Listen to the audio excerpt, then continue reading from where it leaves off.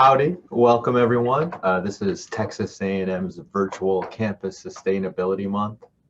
This is a series of events that we have scheduled for all of October. And I just want to go over a few kind of ground rules here. See, we're going out my slides here.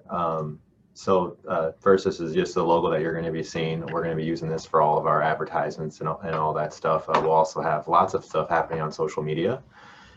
So the next thing I want to go over is just some directions. If you are on your computer towards the top of your screen, you want to turn on side-by-side mode. If you click on these three little dots to the right, you should be able to turn on side-by-side mode there.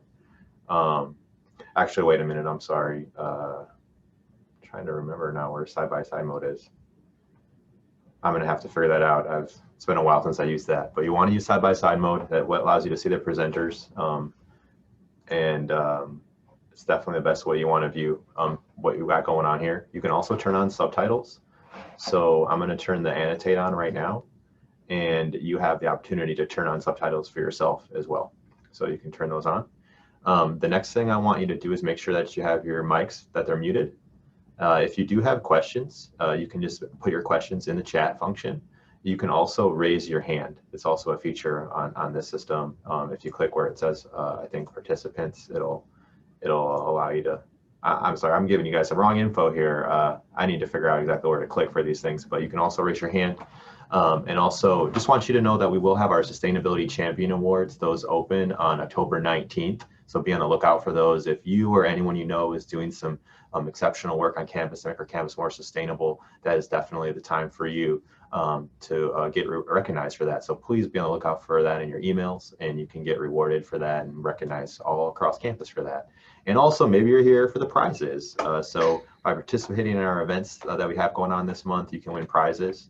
And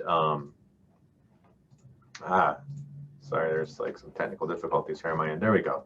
So what I want you to do is during this talk, you're going to pay attention for a code word. This code word could be spoken at any time by the presenter or myself. It could be written on a slide, or I might drop it in the chat at any time during this presentation. So there's not going to be a set time. Every presentation we have, it'll drop at a different point of the presentation. Once you hear that code word or you've seen that code word, write it down. You're going to be responsible for keeping track of your code words. If you collect 2 code words, you can receive a water bottle. You see the picture of it in the upper left of the screen here. If you are able to receive 3 code words, then you would get actually a t-shirt. We have both color choices. We may not have every size in both colors, but we have a variety of sizes. And if you get 5 code words, you can actually have the water bottle and the t-shirt. What you'll need to do is after you collected the code words, you just email our inbox, sustainability@tamu.edu. You have all the way until November 9th to complete this. You don't have to watch every event live. We will record these and we'll put them up on our YouTube channel and like as soon as possible after the conclusion of the presentation. So don't worry about that. You can see it on your own time. And you will be required to pick up your prize here on campus. We'll work that out once you email us. We'll figure out a location where you can come and pick that up safely with masks and social distance and everything. But you will have to be physically on campus to receive prizes. We are not able to mail those. And like I already mentioned earlier, you don't have to watch this live. So with that said, we have Dr. Brian McCullough here. He is a new professor to campus. He's really an expert on the intersection between sports and sustainability. It's a topic that I think a lot of people are maybe not as aware of. So I think this is going to be a really interesting talk. Dr. McCullough, whenever you're ready, you can take over the screen and you can go ahead and get started. And if you wanted to introduce anything else about yourself, please feel free. Thank you. Awesome. Thank you. Let's see here. Go make the transition to share the desktop. Thank you, Ben. I promise. And just to double check, everyone has seen the presentation itself, not my presenter notes. Nope, just the presentation. You're good. Perfect. Awesome. Well, thank you very much. It's great to be back. And howdy. And it's great to be back here in Aggieland. I got my master's and PhD here in 07 and 11, and now just recently was hired back this past fall as an associate professor in the sport management program here. And it's a great honor to be able to kick off Campus Sustainability Month And specifically on October 6th, which has been declared Green Sports Day by the Obama administration back in 2016. And so it's a great honor to be able to present today on sport ecology and understanding the relationships between sport and the natural environment. I'll go through kind of the dynamic aspects of sport ecology research, but then also jump into the research laboratory I'll be launching here, the Sport Ecology Laboratory, and then also potentially opportunities for collaboration here on campus, but then also how we plan to interact with practitioners. So again, thank you for joining. So you might be asking yourself, what is sport ecology?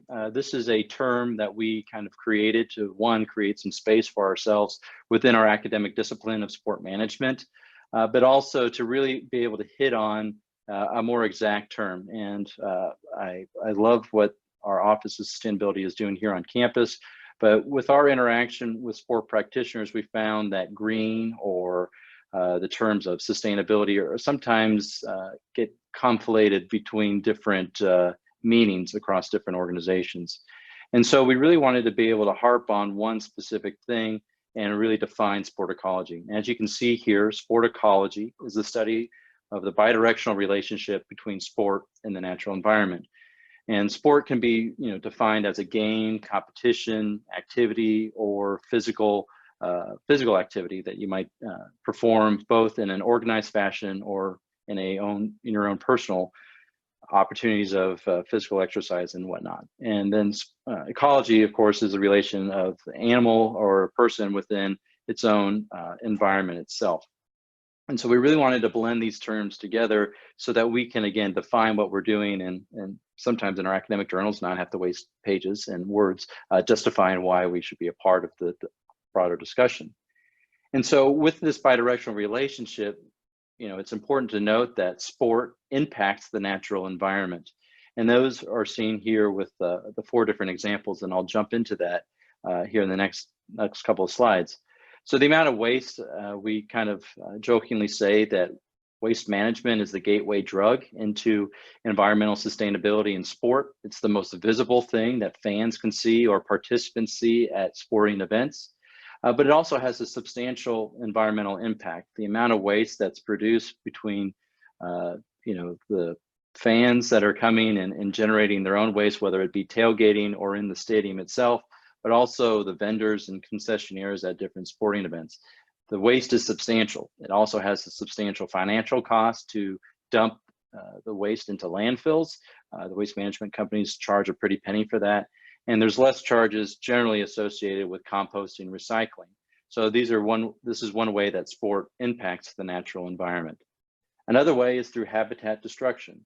The picture here is from the Korean Winter Olympic Games and the clear cutting that takes place to create such opportunities for us to engage in physical activity and sport. While we enjoy these activities, we need to be conscientious of the facts and the impacts that we're having on the natural environment. Specifically with this example, we see that the landscape here is cleared out, but this was old growth forest. There were some trees that were upwards of 500 years old that were cut down so that they could have a super G run. And if anyone's a skier, you will know that pretty much only a select handful of people throughout the whole world are able to really ski effectively and safely on a super G. So we're cutting down old growth forest for one event and a select few athletes. And so we see this example extended also into golf as well, where we're cutting out natural landscape areas and really customizing those areas with non-native grasses and different species of flora into these different areas that would require more water, which is onto the next slide here, and more pesticide use, because again, these are unnatural and not native to these specific areas. So sport takes up a substantial resource use. At my prior institution, before coming to Texas A&M, our soccer field on campus, the soccer pitch, took up 25% of the water consumed on campus. And so it has a substantial, huge footprint with regards to the overall other areas of campus. And we see this across different sports, and primarily in golf, but with the turf management that is seen in sport itself, to maintain these expectations. So even when Bryan Municipal Golf Course was still open, when you would go there, people would have the expectation that it looks like Augusta National. And so this Augusta effect really impacts the ways that consumers, sport consumers, perceive and expect their sport experiences to be. Transportation is typically, it is the largest environmental impact when you look at sporting events. When you consider the transportation of fans, teams, and officials to go to a specific event, it generally is anywhere from 65 to 85% of the carbon footprint of an event. And so we can exemplify this through traffic and other opportunities and ways that we can get to sport facilities. Here's a picture from Seattle, my old stomping grounds. And you know, people were coming to sporting events even by ferries, which was great, taking mass transit, but the opportunities need to be further, in a good way of saying it, exploited to ensure that people are reducing and fans are reducing their carbon footprint when they're attending different sporting events. And then conversely, on the flip side, sport is impacted by the natural environment. So this relationship, again, is bidirectional and always has been. By framing it this way, we offer a rationale for calling it sport ecology as opposed to sport sustainability. And this stretches the typical narrative of the sport environmental relationship that most may likely be familiar with on a consistent basis.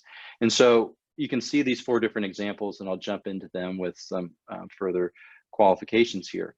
So water quality. This is an example of a regatta team, a sailing team, that when they have been doing cross-Pacific, trans-Pacific competitions, and just to draw awareness to the sea of ocean plastic that's out there, but also it impacts competition. And when we had our rowers some were from University of Washington, they went down to Rio to practice before the Rio Summer Games, practice rowing before the official launch of the games. They came back and they were sick because they were literally rowing in raw sewage. And so our athletes are competing sometimes in extremely dirty water. And this is obviously a substantial and very important thing to consider, not only the water that we're competing in, but also the water that we're consuming. And another example would be from the 2000 Summer Olympic Games in Sydney, which were deemed the greenest games to that point. And what we saw were the triathletes were swimming in what used to be a toxic waste dump. So I don't know if that's performance enhancing or whatnot, but still something substantially disturbing in some ways that our athletes are competing in. Clean air, this can be best exemplified with the wildfires that are going on the West Coast and how it impacted sporting events. There was discussions about canceling the 49ers opening game at Levi Stadium in Santa Clara. The Seattle Mariners actually did cancel games against the San Francisco Giants because of the poor air quality. We also saw this poor air quality during the Beijing Summer Games, and this poor air quality can really impact the performance, and research has demonstrated that it impacts the performance of referees, and it actually decreases the home field advantage. And so there are some major considerations, not only for the quality and health aspects, but also the outcomes for different sport organizations. Next, extreme weather. This is becoming more and more of a focus as well, with the increased frequency and intensity of hurricanes and the subsequent flooding. And so, as you can see here, it would be extremely difficult to get to this ballpark, and games aren't obviously being played. But this is going to become a major consideration as ocean levels rise, and as more flooding will become apparent here on the Mississippi River. And likewise, with that flooding, we also see the impacts of the fields of play. Extreme heat can dry out pitches like cricket pitches that need to have very specific specifications with regards to their turf, or in this instance, flooding. And so flooding can delay sporting events. It can increase the costs that are associated with rescheduling these different games, but sport is dramatically impacted because of either the lack of rain or, frankly, too much of it. And so this can really impact, again, the scheduling of events and how we are actually executing and being able to participate in sport. So you can start to see some environmental justice issues popping up, which I'll get to here in a little bit. What is encouraging, though, is that we see policy changes being made. For here in this specific example, the United Nations, and I was able to participate in the initial meetings and the drafts that resulted in the Sports for Climate Action framework. And so the United Nations launched this to engage the global sports sector to, one, get their house in order to ensure that they are able to communicate sustainable behaviors to a wide audience. But then the real goal here is to engage new populations and to encourage their everyday behaviors, but also their game day behaviors to choose the more sustainable option. And what we see right now, and they announced, I believe I'm just have my notes here, now they have 158 signatories to the Sports for Climate Action framework, and you're agreeing again to be able to ensure that your organization is doing as best as possible to adhere to the Sustainable Development Goals, but specifically the Climate Paris Agreement, or Paris Climate Agreement. And also what we see in the United States, as I mentioned before, today is Green Sports Day. So happy Green Sports Day, everybody. Granted, it's the term that we said I wanted to avoid, but it is a very exciting day. There are organizations like the Green Sports Alliance here in North America that was very instrumental in launching and getting the Obama administration to make this endorsement and declaring October 6th as Green Sports Day, which is extremely exciting. We see a lot of great work being done in sport organizations, but more can be done to get all sport organizations involved. And so here on Green Sports Day, I'm happy to kind of start and go kind of public with my research laboratory, the Sport Ecology Laboratory here at Texas A&M. And in the second part of the presentation, I really want to be able to jump in and discuss the work that I do, and perhaps there's opportunities for collaboration on campus, not only with other academics, but also with different sectors of campus and perhaps beyond as well. So my focal areas of research look at the environmental impact within the sports sector. And so these three different areas are all connected, as you can see, but from my line of thinking, it's important to first assess what the impacts are of a respective sport organization. Then they can go through the organizational decision-making process to understand how they will address those impacts. And it's very important to be able to engage fans and participants in that because, again, they are a major contributor to the overall environmental impact of the organization and subsequently the events. And so these three aspects relate together and are connected in my focus on sport ecology.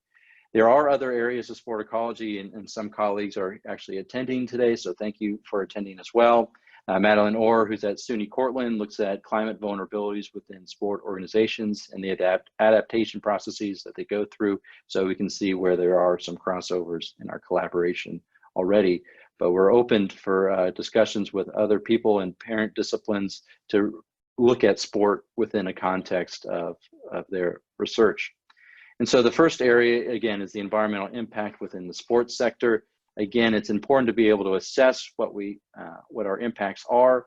Some of the examples you see here are, again, from the trash and waste from different events, but also the pollution surrounding sports stadiums here. That's the Bird Nest in Beijing, leading up to the Summer Olympic Games there. And so, what we have found, or what I've found in my research, is that the sports sector has a very unique aspect. And we published a paper exploring these externalities of the production and consumption of the event. So unlike traditional consumer products, the environmental impact of sport or a sporting event is dependent on what is generated by the spectators or the consumer in this instance. And so current methods focus on the consumption or the production of the game without looking at both contexts together. So sport fans have a tremendous impact, and that's again found from travel, and can make up again as little as 60, but upwards of 85% of the event's carbon footprint. And similarly, like events like the New York Marathon, there are substantial impacts, not only because of the participants coming to the event, but again, the waste that's generated. And so this can be also applied to recreational activities and, you know, traveling for a child's sporting event and what have you. So these current methodologies are limited, and we need to expand our view to identify and address the environmental impacts, whether it's a risk management effort or turning around these impacts into opportunities for future engagement with corporate partners or what have you. And so we were able to develop this framework here, the direct and external environmental impacts, the DEI for sport events framework. And so you can see here the production and consumption analysis and kind of categories that we put here for either the direct impacts, but also the externalities. So typically what we have found is that when you look at the environmental impact assessments that sport organizations might go through, they're either just focusing on the construction of their facility, or they're looking at the event itself. And so if you've ever attended a game here on campus, you know, a football game specifically, you know that the environmental impact of the Texas A&M football game is not just at Kyle Field. It's in the tailgate lots, it's in the transportation that people are taking, whether by plane or by some motor coaches do come up here, RVs, cars, that all factors into it. But typically, if a team were to do the assessment, they're just looking at the facility within their control. And that makes sense, but that doesn't go into the overall picture of the environmental impact, especially when you consider if they were to do an economic impact assessment, they wouldn't just look at what's going on in the stadium, they would look at the hotels and what have you as well. So those are the types of views that we're trying to really crack open and look at this broader view, not to shame, but really to look in and make a true assessment so that we can slowly start addressing each one of these points to avoid any potential environmental risks and turning those risks into opportunities, as I mentioned before. But there's a lack of social and political pressures within the sports sector that you would more commonly see with Fortune 500 companies that may not be as environmentally friendly as you would hope. And so sport, it's not like I'm going to become a fan of the Longhorns if they're doing more with regards to environmental sustainability in sport, which we're pretty much neck and neck at this point. So, you know, don't jump ship yet. But you're not going to transfer those fan identifications. So we're working on some assessments to be able to determine, again, those new nuances within sport because of the brand affinities that fans have with their teams versus brand affinities with Fortune 500 companies. And so that's the framework that we have there. So some of the current work that we're doing right now is looking at the life cycle perspective of a ticket. This is based off of student research that's been collected and is kind of ongoing, and them journaling and talking about their game day activities. So you can see every activity that they engage with from when they leave their home or their apartment until they get back after attending the event. And so they keep a journal of everything that they do, where they go, and we're doing getting some really good data from that, and the assessment again of each individual activity that's involved with their game day experience. That's not just specifically related to the in-stadium activities. Also, we have data that's assessing the Seattle Mariners and their facility lighting upgrades and the cost-benefit analysis that they did through a partnership with Plan LED. They upgraded their lighting system there and their ballpark lighting, and there's a lot of great fan experience improvements, but also most importantly, their energy consumption decreased 75%. So when I present this to my students, I just ask people, you can just think about your energy bill, and if I were to tell you that we could reduce it by 75%, would you be happy? Pretty much every single person's hand goes up. Probably the ones that aren't raising their hand aren't probably paying the bill, but you can kind of keep that in mind with 81 home games for a baseball team. That's quite substantial over a period of time. And so their payback period for that, they said, with the partnership was 2 to 3 years off of that. Also, we have data from the STARS report that we're able to tease out and look at the environmental impact of the athletic department at Seattle University. And this was done in conjunction with a overall effort on campus to be climate positive, so that we're doing our 110% effort, jokingly, on campus to ensure that we're offsetting the areas that we can't reduce and are inevitable for our carbon footprint.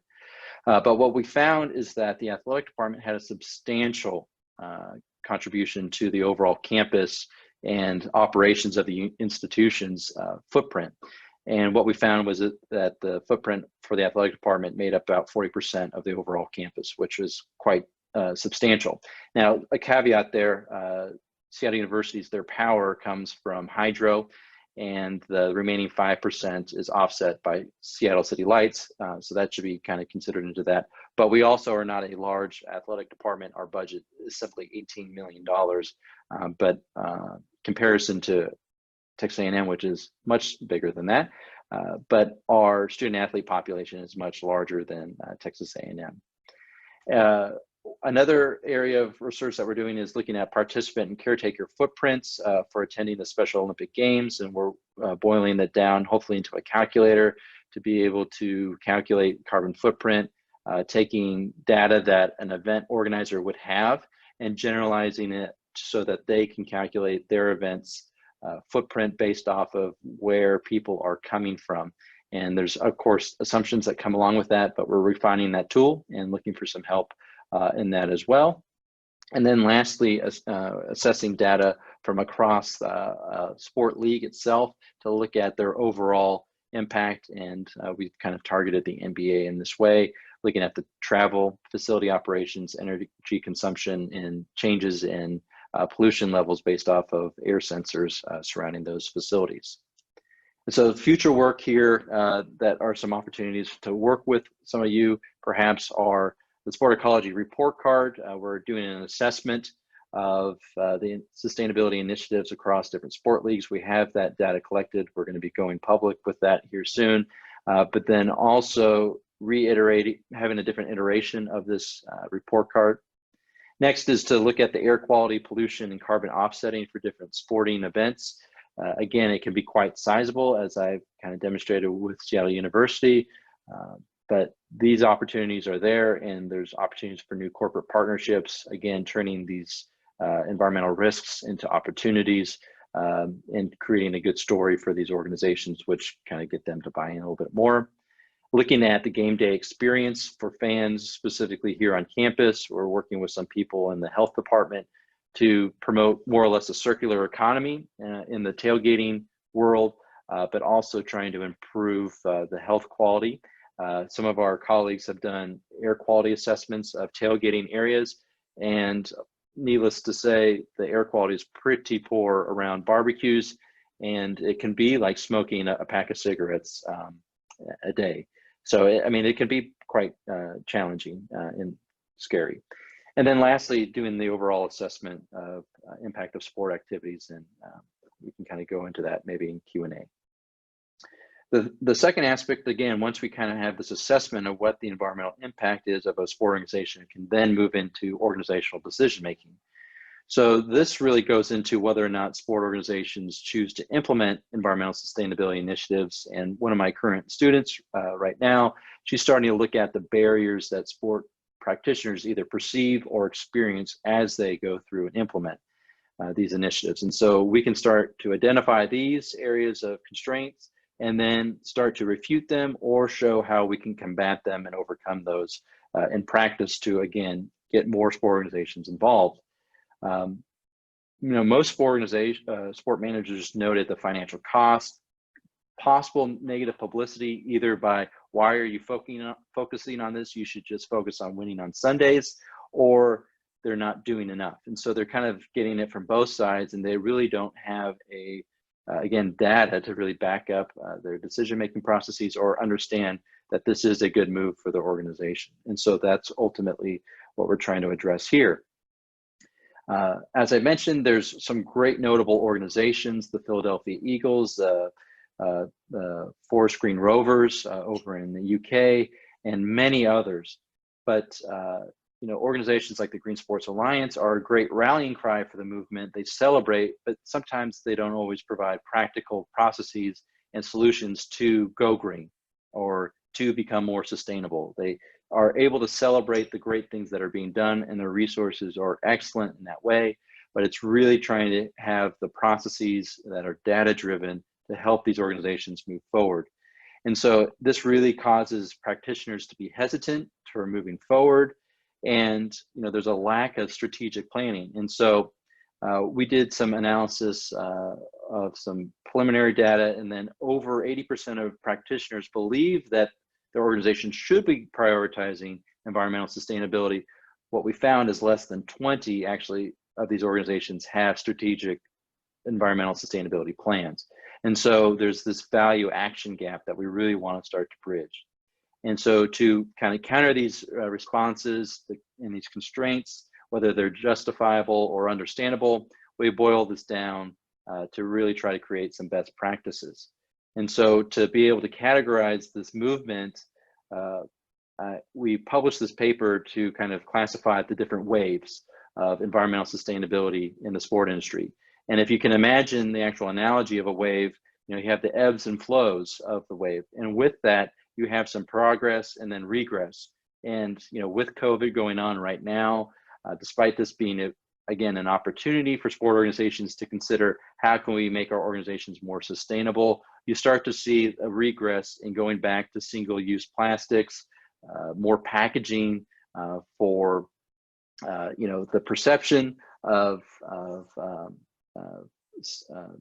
health reasons, obviously related to COVID, and that's understandable from a consumer perspective. But again, some of that may not always be data-driven, but might be, again, the policy of upper management that aren't necessarily always balancing environmental sustainability in the decision-making process. And so this framework really, again, outlines that progression of environmentalism within sport and the diffusion of these practices throughout the sport industry. And that's what we're really starting to get at, is seeing how this information is shared. And so we can tap into that pipeline and really be able to distribute our findings in a practical way. Another way that we've started looking at this is looking at resulting data. So we can kind of get the assessments, understand the attitudes, but we want to really look at these key performance indicators. And one way that we've been able to do that is looking at the diffusion of innovation regarding a specific college campus in football stadium specific recycling and waste management program. And so what you can see here is that even within the data, you start to see some ebbs and flows on the implementation and the improvement of the data. And so this is kind of a mixed method study that we conducted, and we were looking to see at the percentage of total waste recovered or diverted from the landfill. And the colors of this might be indicative of the campus that we examined, but with interviewing the different practitioners there, you start to see, again, an initial success with their recovery. Although, their data and how they were measuring the weights changed over time, because they were realizing at first year, the recycling was phenomenal. A recover and diversion rate of 70%. But they realized that they were weighing their recycling with all the liquid still in it. So when you eliminate that, the numbers start going down here a little bit. They started implementing gatekeepers at different waste receptacles, and that really started improving things. And they also, this institution had a partnership within the state to have post-event sorting, and that dramatically improved their performance, especially with the introduction of composting. And that really started driving their recovery rate up. And now they've actually started changing, this institution started changing how they calculate their waste recovery. So anything that comes into the stadium, they have different metrics and formulas to calculate the weight of everything that comes in there. And even if a fan takes away a souvenir cup, they consider that landfill waste because they cannot guarantee that that cup was disposed of properly after leaving the facility. So it's really interesting stuff. So this is, again, confirmed with primary and secondary data, and it shows the success here. And what my graduate student, it seems like she's having more and more work on her plate, but she's going through and collecting data from all the Power 5 conference football stadiums and looking at their trends and their performance here. And what we are seeing is this kind of wave mentality really being present. But also this information can be really useful for practitioners to understand and expect the challenges that come with a waste management program itself. And then lastly, another thing that we've done is materiality assessments. And this is really to determine how do we prioritize initiatives amongst our internal and external stakeholders. So internally within our organization, what is important to us, and then also externally to our fans, what's important to them. And so as you can see, this vertical center point, anything to the right here was above average and it wasn't deemed to be important by fans. And then anything above the line was this horizontal line is important for the sport practitioners. If it's below, it's not important for the sport practitioners. And so what is interesting here that we see food recovery, and that can be both with prepared food that would be then donated or unprepared food that could also be donated, and recycling are very important to sport practitioners and to fans. But what we find to be important to fans, but then not necessarily to sport practitioners, are sustainability reporting, food sourcing, and public transit. And what's interesting here when you look at these themes is that it requires a lot of coordination on part of the sport organization to really implement this into the game day experience, or to be able to track the data of where your food's coming, so coordination with your vendors, or piecing together the data for sustainability reports. So it puts more work upon them. And public transit is also very important, and that could be an opportunity for corporate partners, but we can maybe get into that in Q&A. But interestingly enough, energy conservation, and this data was collected in the Seattle area, so not saying that people weren't concerned about energy conservation, but not so much from the sample that we had. And then composting and green sponsorships. Again, we can see that these are somewhat energy or cost saving initiatives or revenue generating, so that you can see why that would be important to them. But through this, we can create campaigns, which we'll get to in the next phase, that can really start to sell these initiatives and move people into this quadrant 2, which is important to all. And so a sport organization can start doing a campaign around energy conservation to move the fan perceptions over into quadrant 2 from quadrant 1. And then likewise, they can say, okay, well, you know, this is really valuable to our fans, but not valuable to us. So maybe we should start prioritizing this to ensure that we're meeting their expectations. And so this is some really interesting things that we've been doing and then building that out. And the plans are to collect a national sample in specific sport markets to really have that baseline data for sport practitioners. And so that materiality assessment is that future work and looking at the diffusion of innovation and how this work is being spread among sport organizations, both here in North America, but also internationally. We had some great conference that ended last week, the Sport Positive Summit, with a lot of great distribution of information and networking opportunities. And then lastly, there's some opportunities for environmental justice, and a student of that I'm on her external committee member for her dissertation. She's at the University of Louisville, Jess Murphy. She is focusing on environmental justice issues, and sport can kind of exacerbate current environmental justice or injustices, but it also can create their own.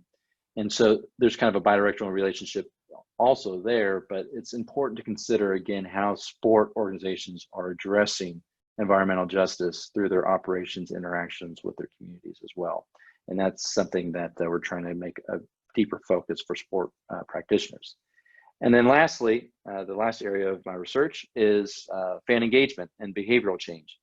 And so once we know what our impacts are, what we want to do, we need to engage our fans in these opportunities. And so there's like the importance of understanding decision-making processes of sport managers, it's also important to understand sport consumer behaviors to ensure that they are making sustainable choices, because that improves our environmental performance as an organization, but also can lead into new opportunities for engagement and corporate partners to really be able to engage with fans. So you have both the balance of the environmental aspects with the business aspects of sport. And so there's not really a push by practitioners to focus on fan engagement, though there are different organizations that are kind of exemplar organizations, but overall, this has been a slow process. And so it's really important to be able to engage those fans. We've hit on that throughout this talk today, but the trial and error aspects are really prevalent. So they're not data driven. And what we're trying to do in show to sport practitioners is that these campaigns should be approached in just like you are trying to sell tickets, rather than saying, well, we tried this, it didn't really work, and we'll try to do this instead. And so that relying on the gut doesn't always work and is not effective, or at least isn't empirically demonstrated. And so what we've developed, which I'll get to here in the next slide, is this way to be able to assess, create and assess campaigns.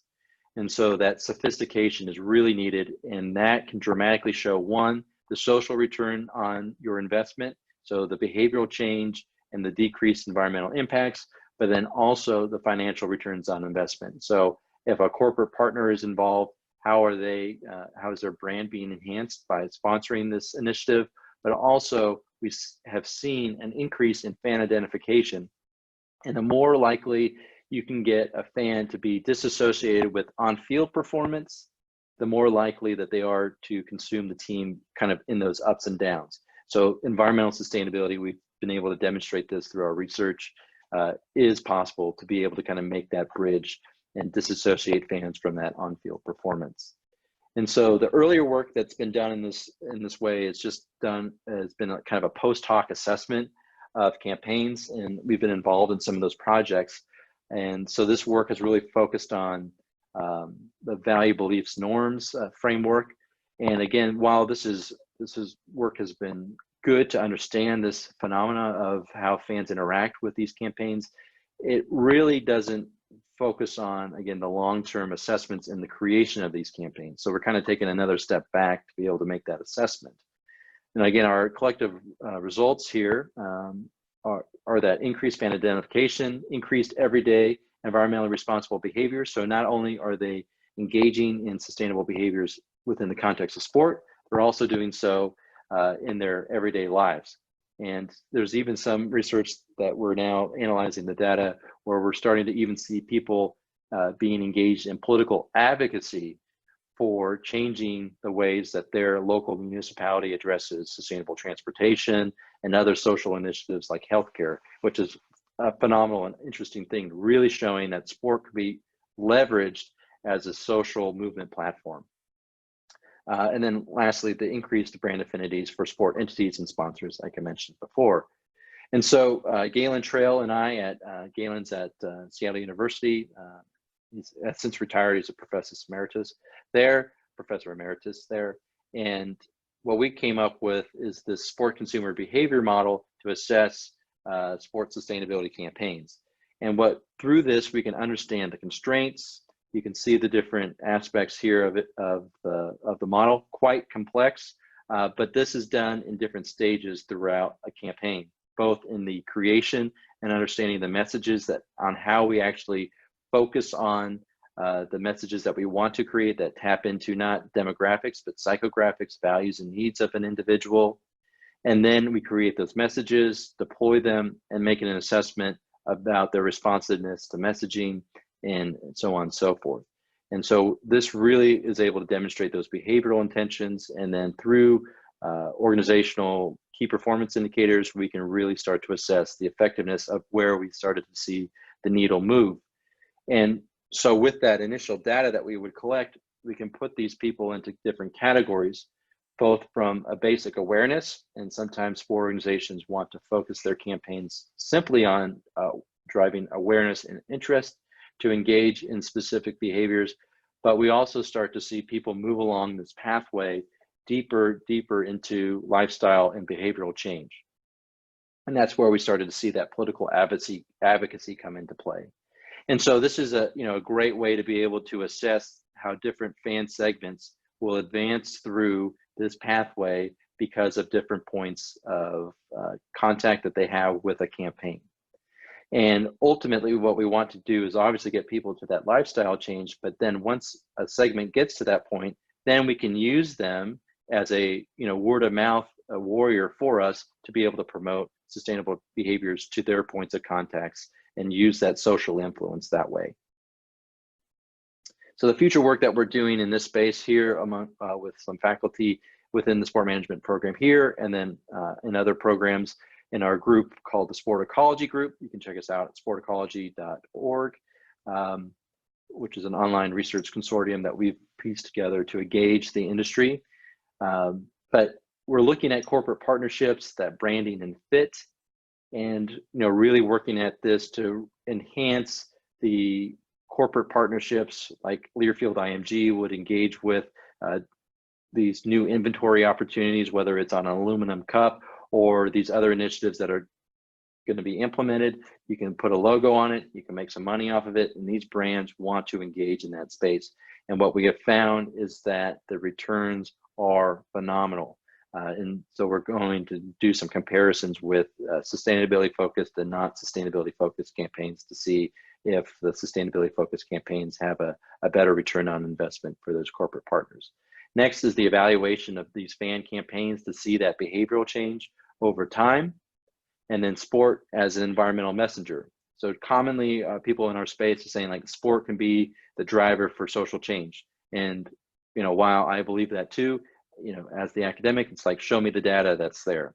And so that's the process that we're going through now, is showing that sport can be a key role, not the end all be all, but a key role in promoting sustainable behavior change and climate action. And then lastly, with Dr. Bryson here, we're starting to look at athletes and their brands and how they deliver messages in different contexts, both with regards to their social media platforms, but organizations like Protect Our Winters and in other environmental groups are now engaging in political advocacy. And so it's really trying to craft the messages that will resonate with the target audience that they're engaging with, whether it's social media or at specific sporting events or with politicians, for policy change. And so it's really understanding those different audiences and how to craft the messages to resonate and make sustainable change with regards to climate action. And so I'll wrap up here by saying, I'm not trying to be Chicken Little here in a doom and gloom perspective, but rather trying to provide practical, data-driven results that can influence industry practice. And so it's about hope and action. And the colleagues and I actively counter the narratives that nothing can be done or that it's not worth it. And, I can't express how incorrect that perspective would be. So my colleagues and I try to counter that narrative and really start to demonstrate that the economy and the environment can be can really prosper together. And so, sport is so interdependent on the natural environment. And I think that's why I chose this picture, is really to exemplify how closely related they are together, whether that be surfing or even within football, high school football, Friday Night Lights, all those aspects, you really see them intertwined together. And so I thank you for your attention. I'm sorry to go a little bit long than I had anticipated. I get passionate about this, but I welcome any questions that you have. I hope you enjoy Campus Sustainability Month, and thank you for joining me specifically on Green Sports Day, but also to kick off Campus Sustainability Month. Thank you very much. Awesome, excellent. Thank you, Brian. That was really informative. Definitely learned a lot about a topic that I think a lot of us in the sustainability profession industry haven't, been presented with very often. So thank you for that. Really excited that we have you on campus. Excited to kind of see what you're able to do and how you can help us work with, athletics. And I know athletics is already really eager to work with you to kind of just see how that goes, and really excited for the future. So with that said, I'd love to open up the floor for anyone with any questions or anything. Most of these talks are about 30 minutes. For faculty, I like to give an hour, just because, you know, faculty, they have a little bit more in-depth knowledge about these topics. So it's always good to hear from We're them. long-winded. Yeah, that's another way to say it. But yeah, if anyone wants to ask any questions, there's not a lot of us on this call. So if you wanted to just like unmute your mic, you know, that's fine. Also, you could drop something in the chat. So I'll give you a couple seconds to think about that while y'all are, hopefully someone has going to come up with a question. Well, actually, I have one here. So I'm not sure if you answered this, but is A&M doing any data-driven research that undergrads could join? So it sounds like maybe your lab, someone's interested in joining your lab, and if that's a possibility.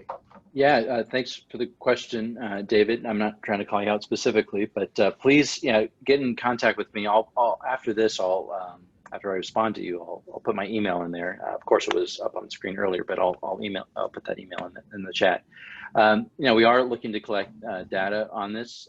We are starting to work with athletics, and so we're trying to create that happy balance of they are engaged, and we're looking to see what type of data that they want.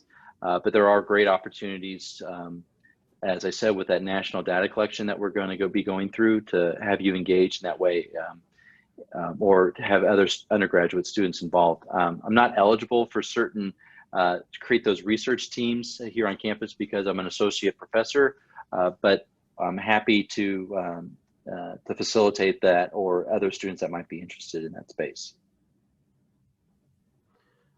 We have another question here. This is from Kelly. She's the director for the Office of Sustainability, and she asks, do you have an estimate of when the sports report card would be released? Yeah, so we have the data collected for the NFL, the NBA, the WNBA, and Major League Baseball.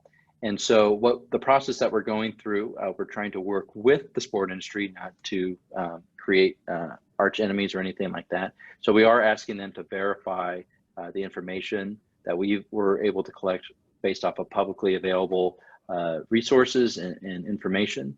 So I had some great conversations with the respective sustainability people at our conference this past week.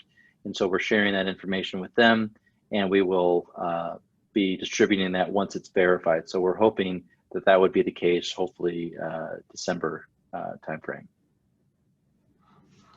I have a quick question for you, Dr. McCullough. Maybe you already talked about this. I did step away for just a second, but I was kind of wondering, have you seen anything in relation to like how sports organizations have been reacting to the COVID-19 pandemic and how that has influenced or impacted any sort of sustainability initiatives?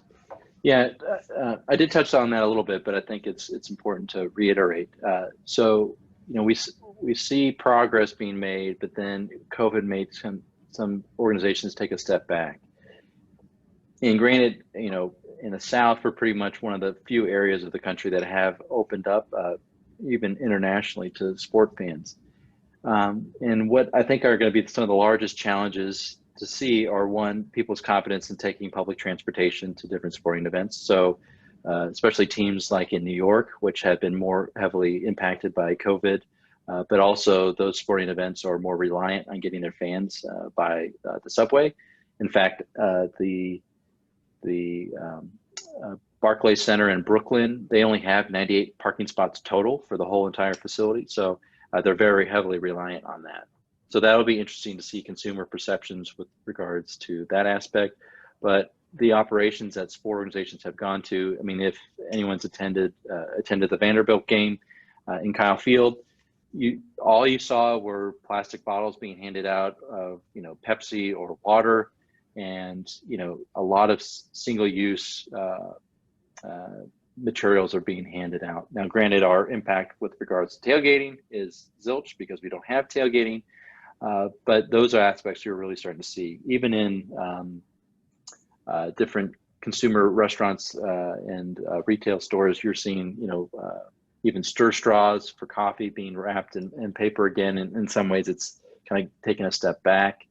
And so you're starting to see some changes in those ways. And there is some research out of the UK about the safety of being able to do refills and different things like that. But again, I can understand how, not fear, but how concern with regards to infection is ensuring that we're being overly cautious, and sometimes that overly cautious perspective would be unsustainable in a lot of ways. Great, thank you, Dr. McCullough. It's really informative. I don't see any other questions in the chat. Y'all, if y'all want to drop some in, you have a few more seconds. While you're thinking or not, I just wanted to share my screen real quick. Just kind of wanted to just tell you a little bit about what we have coming up next. So you remember how you win the prizes, you need to collect the code word. Hopefully you saw I dropped that in the chat. The next thing that we have on our schedule, we have one of our interns here in the Office of Sustainability, Lauren Perez. She's going to be looking at the Green New Deal. That's probably something a lot of you have heard about. And she's kind of looking at, I guess, the practicality of it, why maybe some people are recommending it, and what it could kind of mean for our future and job outlooks, and really thinking at things like climate change. So that is going to be on October 12th, which I realize now I don't have the actual date on this slide. That was a big oversight. So that's October 12th, and it's 2 to 2:30 p.m. Central, and you can see the link, and it's on our webpage if you want to go and check it out. But that'll be the next one we got coming up next. And just to remind you, in case you missed it, the code word from today is touchdown with the exclamation point. So that's the code word. Keep track of that. Send it to my email.